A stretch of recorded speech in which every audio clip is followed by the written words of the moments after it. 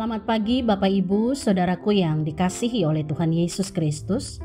Hari ini Jumat 18 Februari tahun 2022, saya Pendeta Irene bersama anak saya Renzia dan adik saya Lenda, kami hendak mengajak Bapak Ibu, para pemuda-pemudi gereja untuk mengikuti renungan harian yang dikeluarkan oleh Sinode Gereja Kristen Oikumene di Indonesia GKO dengan berpedoman pada pola pembacaan Alkitab 4M. Mari kita berdoa sebelum kita merenungkan firman Tuhan. Bapa yang penuh kasih, terima kasih atas hari baru yang Bapa berikan bagi kami. Mengawali seluruh langkah kami hari ini, kami akan mendengarkan apa yang Tuhan kehendaki kami lakukan melalui firman-Mu. Terangilah hati kami dengan Roh-Mu yang kudus, agar kami dapat mengerti dengan benar apa yang Tuhan kehendaki dan melakukannya dalam hidup kami. Di dalam nama Tuhan Yesus, firman yang hidup kami berdoa. Amin.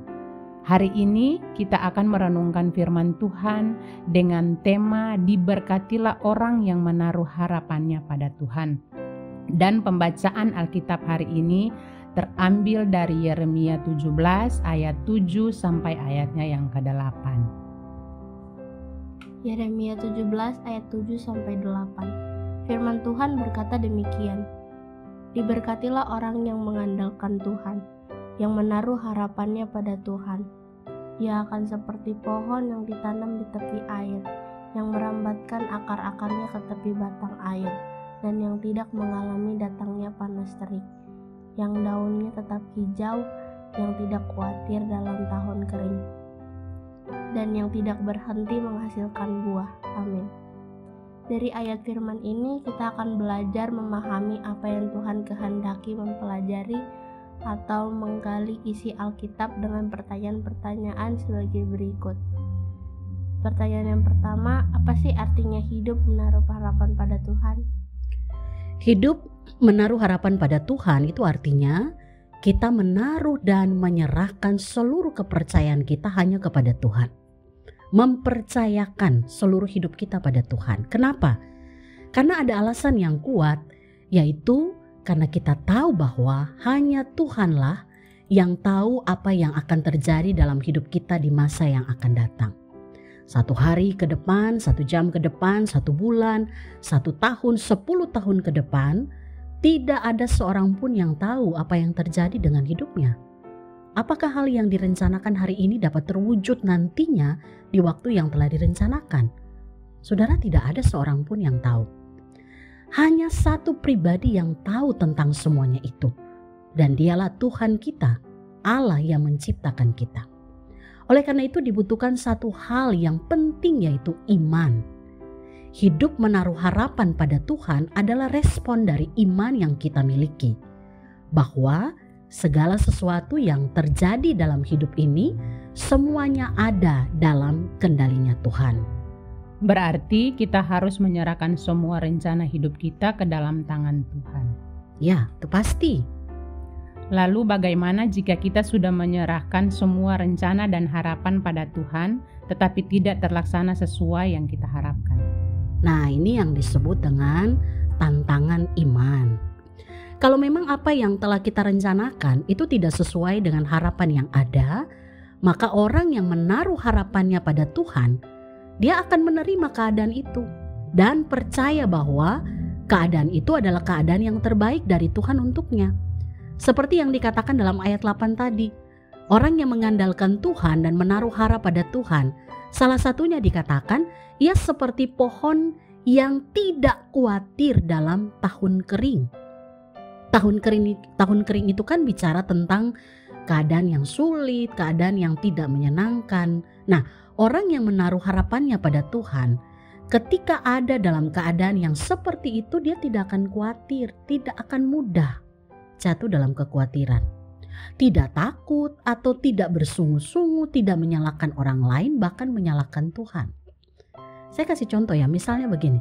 Sekarang ini kan semua orang atau semua anak-anak kita yang ada di tingkat akhir SMA sedang mempersiapkan diri untuk lulus dan masuk perguruan tinggi favorit. Ada yang berjuang keras melalui belajar ataupun mendapat pelajaran tambahan supaya bisa masuk perguruan tinggi negeri yang diinginkan. Nah, kalau pada akhirnya semua perjuangan itu tidak membuahkan hasil seperti yang diharapkan, artinya tidak diterima di perguruan tinggi negeri, maka kita tidak perlu khawatir, kecewa, bersungut-sungut, bahkan menyalahkan orang lain dan Tuhan. Tapi orang yang hidupnya mengandalkan Tuhan dan menaruh harapan pada Tuhan akan berkata, Tuhan pasti punya rencana yang baik untuk hidup saya. Ini keadaan yang terbaik yang Tuhan berikan untuk saya.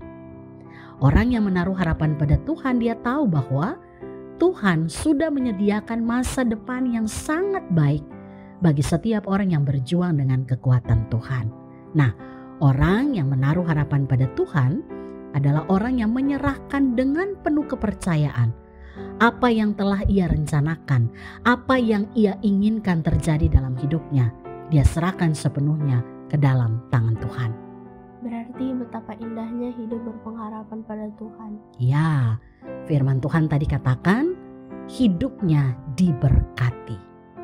Berarti sebagai anak-anak Tuhan tidak ada cara lain yang dapat kita tempuh untuk meraih semua rencana dan mimpi kita selain berharap sepenuhnya kepada Tuhan, karena Tuhan tahu apa yang terbaik bagi hidup kita. Puji nama Tuhan. Itu yang harus kita pegang dalam seluruh perjalanan kehidupan kita, dan biarlah kebenaran firman Tuhan hari ini kita alami dalam setiap langkah hidup kita, dan kita bagikan itu menjadi berkat bagi hidup orang lain. Kita mulai dari orang-orang terdekat kita yang ada di rumah, teman di sekolah, rekan kerja, saudara di gereja, di komsel, bahkan dimanapun kita berada. Mari kita berdoa untuk menutup renungan kita pagi ini. Bapa, kami percaya bahwa Engkau punya rancangan hidup yang terbaik bagi setiap kami anak-anak-Mu. Ajarlah kami untuk selalu mengandalkan Tuhan dan menaruh harap pada Tuhan, agar kami dapat menerima segala keputusan Tuhan yang harus kami jalani hari demi hari. Terpujilah Engkau ya Tuhan, di dalam nama Tuhan Yesus kami berdoa. Amin. Terima kasih Bapak Ibu Saudara Jemaat yang sudah mendengarkan renungan firman Tuhan hari ini. Selamat beraktivitas, salam sehat selalu, Tuhan Yesus memberkati.